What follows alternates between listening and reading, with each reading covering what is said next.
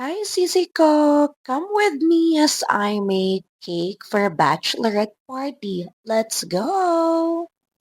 Rush order na naman tayo for today. So, tinatanggap ko po talaga ang mga rush order dahil alipin ako ng salapi. Ang size nga pala nito ay very small lang, which is 5 by 3. Pero kapag nalalagyan na siya ng filling, lumalampas na siya sa 3 inch. So, dito pala ay naglalagay na ako ng ating frosting para dun sa cake. And ang flavor nga po pala nito ay chocolate with chocolate filling. So, chiffon cake po ang gamit ko dito. And yes po, chiffon po yung gamit ko na cake para mas mabigay ko siya ng affordable sa aking mga client.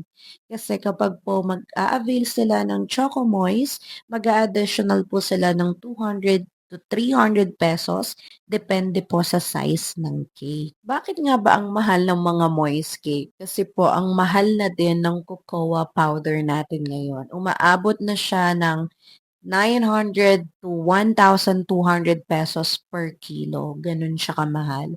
Dito pala ina-attach ko na yung ating details which is printable lang siya.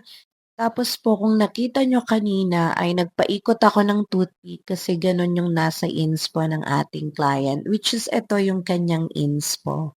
Malalaman natin kung na-achieve ba natin ang inspo ng ating client. Ito pala parang isa na lang yung kulang. Tapos dun sa inspo may para siyang mga dot-dot which is tinry ko na lagyan siya ayan ng mga gold dust.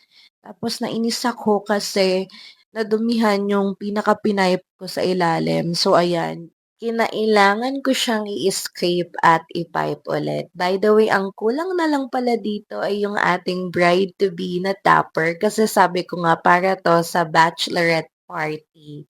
So, eto na pala yung finished look ng ating cake. And thank you so much sa friend ko na nagpagawa nito. Kinilig na naman ng inyong baker. And congratulations din po pala sa bride na pagbibigyan na 'to. Thank you so much everyone for watching!